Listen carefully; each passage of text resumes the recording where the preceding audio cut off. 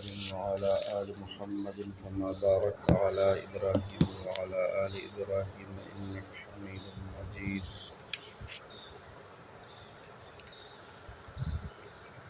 انزل السوا و 55 نمبر حدیث مبارک ہے،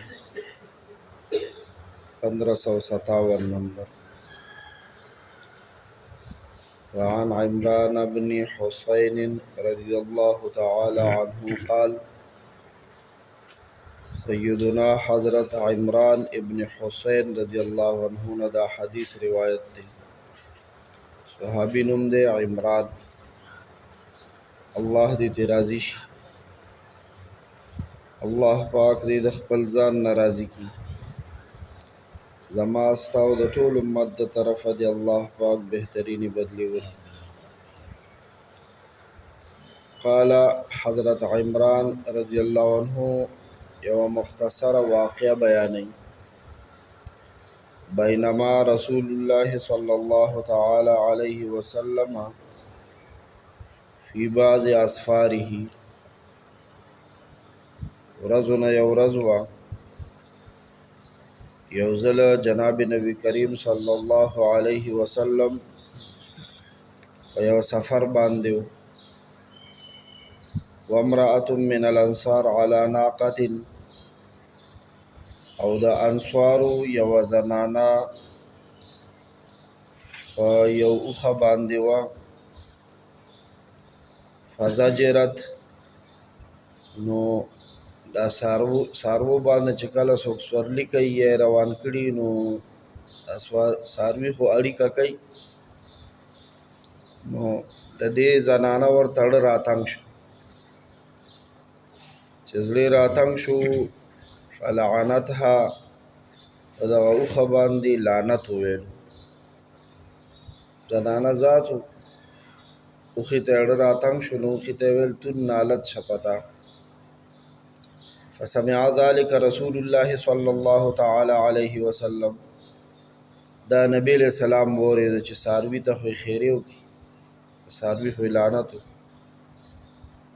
فقال نبی علیہ الصلوۃ والسلام صحابو ته فرمایل: خذوا ما علیها، په دې اوښه باندې چې کوم سامان پروت دی دا ترې کوز کوي، ودعوها، او دا پرېږدئ، فإنها ملعونة، اوس خو په دې اوښه باندې لعنت شو.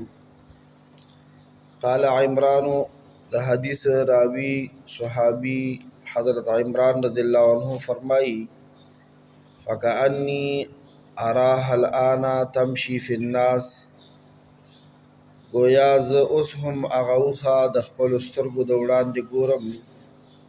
لکه دا حدیث خو عمران صاحب وروستو زمانه کې بیا شاګردانو ته بیانوي که نه، کیسه خو مخکې د نبی علیه السلام دور کې شوې ده.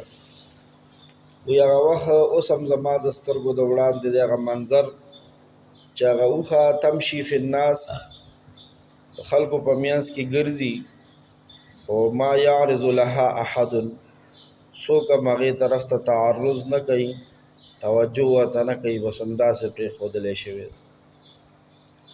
رواه مسلم، دا حدیث امام مسلم رحمه الله روایت کړی دی.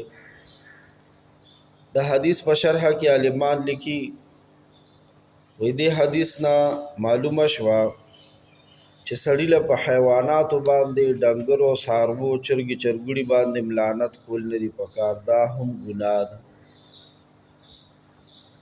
که کله د حیوان نه څه ضرر ورسي، حیوانات دي، کله د لکۍ نه، د خپې نه، د ښکر نه مالک ته څه نقصان ورسي، نو صبر نه کار اخیستل پکار دي. د دې په معامله کې د احسان نه کار اخیستل پکار دي، نه دا چې لعنت پې وشي. د حدیث مطلب دا دی چې په څاروو باندې به هم لعنت نه کوي، دا نبي علیه السلام ناخوښه ګڼلې.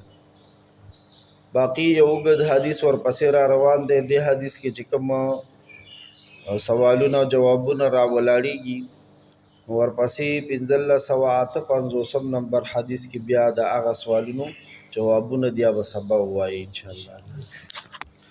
یا ارحم الراحمین یا ارحم ذوالجلال والاکرام یا رب العالمین.